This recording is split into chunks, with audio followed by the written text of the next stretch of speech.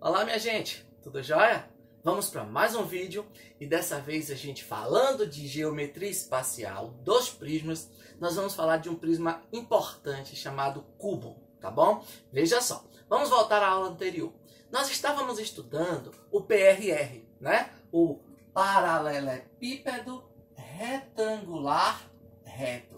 E quando que um prisma é um paralelepípedo retangular reto? Ele é um PRR quando suas faces são paralelogramos, tá bom? Na verdade, a base é um retângulo e as arestas laterais são perpendiculares a esse plano da base. Por isso a gente tem um paralelepípedo que é retangular, já que a base é um retângulo e ele é reto. Vamos fazer um desenho só para a gente relembrar algumas coisas, tá? Olha só, eu tenho um PRR, ele tem como base um retângulo e suas arestas laterais são perpendiculares ao plano da base. Então a figura ficaria mais ou menos assim, tá bom? Então eu tenho este PRR, cujas dimensões, vou ficar meio afastado porque o personagem principal é a figura, tá? Então eu tenho uma dimensão A, uma dimensão B, uma dimensão C, comprimento, largura, altura. Não esquecendo que esses ângulos aqui são todos ângulos de 90 graus, tá bom? Todos esses ângulos. Em cada vértice desse PRR existem os ângulos de 90 graus. Então, olha só, galerinha.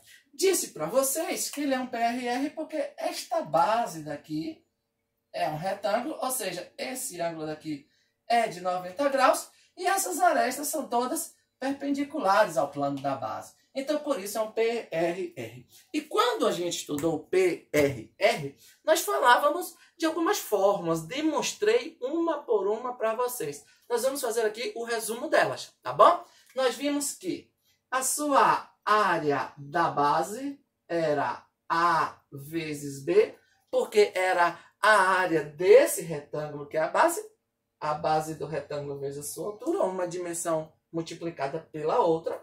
Vimos que a área lateral era a soma das áreas das faces laterais, ou que também, lá na aula de prismas, nós vimos que era o perímetro da base multiplicado pela sua altura, não é verdade? Então, eu tinha o perímetro da base, que era 2A mais 2B, multiplicada pela altura. Aí a gente aplicou a propriedade distributiva e nós encontramos 2AC mais 2BC, que é multiplicando isso e também isso, tá bom? Então, esta é a fórmula da área lateral. E nós encontramos a área total, que é somar essa área lateral com duas vezes isso que são as duas bases que nós temos do prisma, tá? Então, nós encontramos 2AB mais 2AC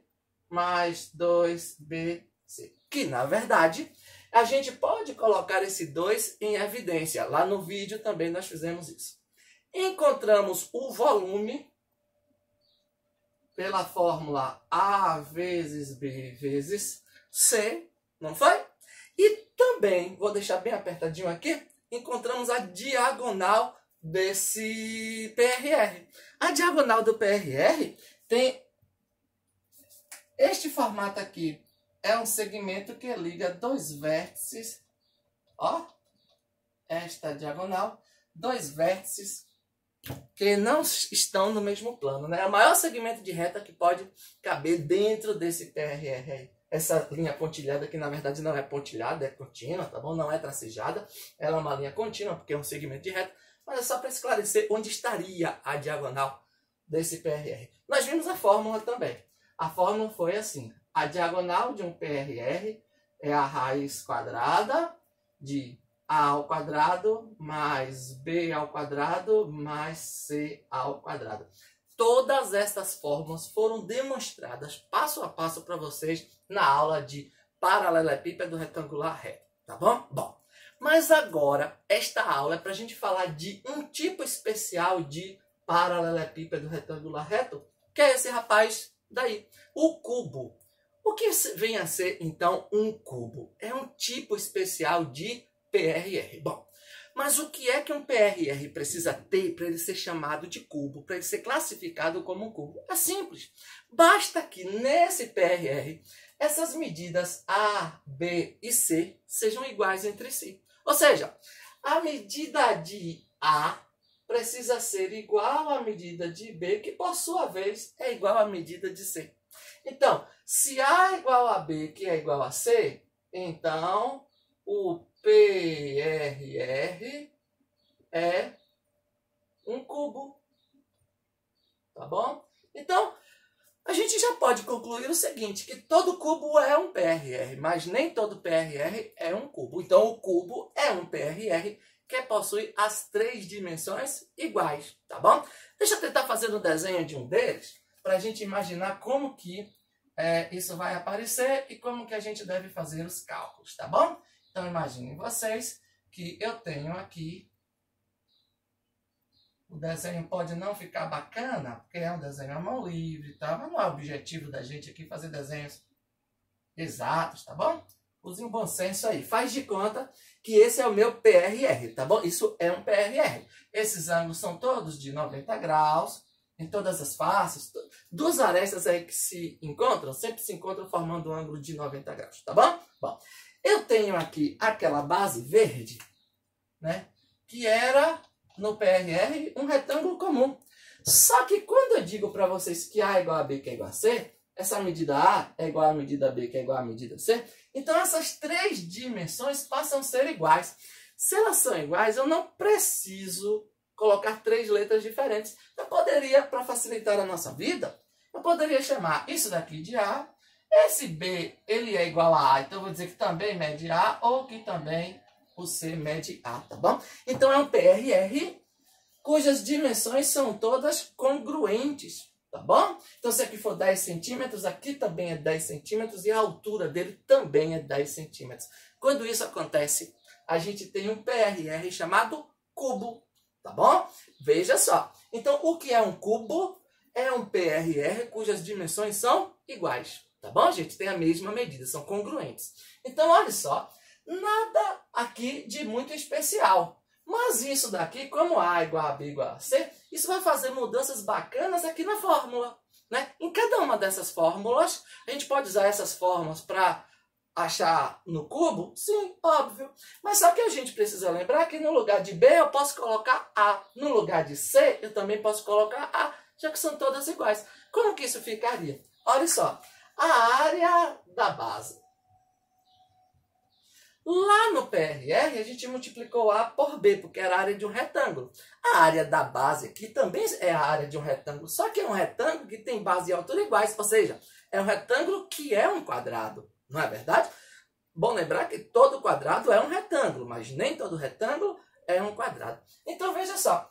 Então, se eu tenho A vezes B para calcular a área da base de um PRR, na hora de calcular, quando eu necessito calcular a área da base de um cubo, ao invés de fazer A vezes B, eu vou fazer A vezes A, não é verdade? Já que B é igual a A. Então, eu teria A vezes A e chego à minha conclusão de que a área da base de um cubo é dada pela fórmula A ao quadrado, tá bom?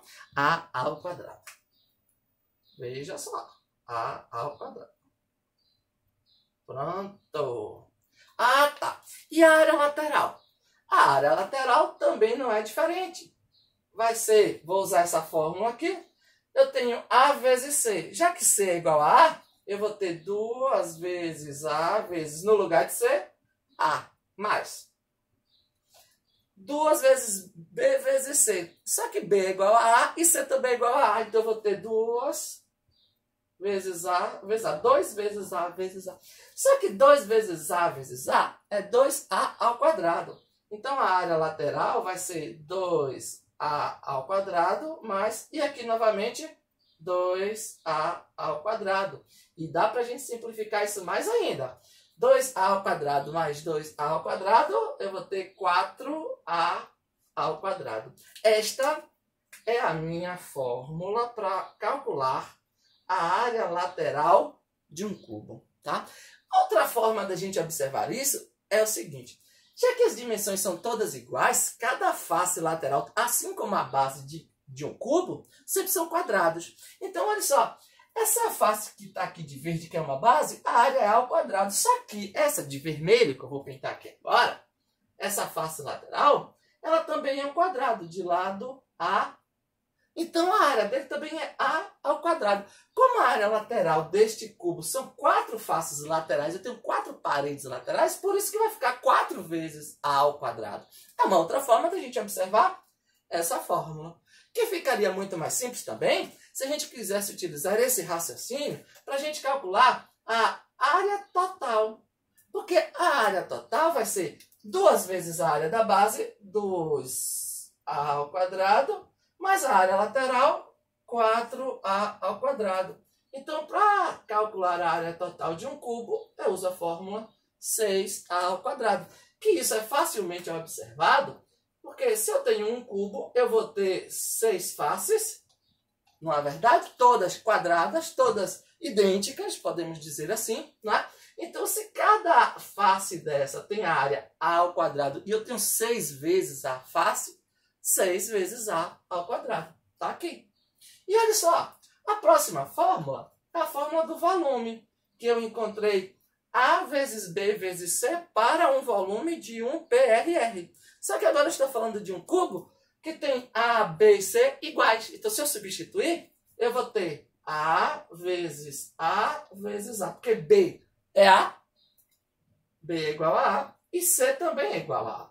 Então, A vezes A vezes A, eu vou ter A ao cubo. Tá bom?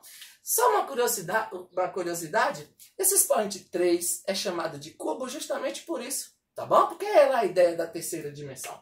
Então, ó, o volume de um cubo é dado pela fórmula A ao cubo. E por último, eu tenho como encontrar a diagonal do cubo. A diagonal do cubo seria a medida desse segmento aqui, que eu vou chamar de D. Pela fórmula lá no PRR, a gente usava A ao quadrado mais B ao quadrado mais C ao quadrado. Então aqui a diagonal vai ser dada pela fórmula A ao quadrado mais, no lugar de B, eu posso colocar A ao quadrado mais, no lugar de C eu também posso pôr A, vai ficar A ao quadrado, na raiz quadrada. Então a diagonal vai ser a raiz quadrada. A ao quadrado mais A ao quadrado mais A ao quadrado é a mesma coisa que 3A ao quadrado. E aqui agora, como a gente tem uma multiplicação, esse A que está ao quadrado ele pode sair da raiz, né? Porque ele tem expoente igual ao índice, propriedade da radiciação. Então, a diagonal, já que o A sai, vai ficar A raiz de 3, tá bom?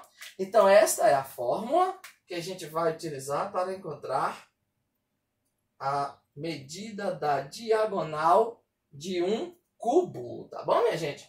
Então, essas 5 fórmulas que estão nessas gavetinhas verdes são 5 fórmulas adaptadas para o cubo, que são as 5 fórmulas que vocês já conheciam para um paralelepípedo retangular reto. A gente só fez as adaptações, tá certo? A língua quase cai. Então, olha só, quando isso aqui acontece, mas não vou editar o vídeo não, vai ficar assim, tá bom? É o charme. Então, olha só, quando isso daqui acontece, é porque a gente tem as dimensões que são iguais, tá bom? As dimensões que são iguais, e aí a gente pode utilizar essa fórmula para ficar de uma forma mais rápida, tá certo? Mais simples. Então, aqui é a ideia que a gente tem de cubo, tá? É a ideia que a gente tem de cubo e a fórmula para a gente calcular cada uma das grandezas desse cubo, tá bom, minha gente? Um abração para vocês. Essa é a ideia, tá certo? Espero que tenha ficado claro, tenha ficado simples para vocês. Próximo passo, passar para os exercícios, tá bom? Mas antes de passar para os exercícios, dá um like aí, curte o vídeo e se inscreva no canal, tá bom? Um abração para vocês e até a próxima.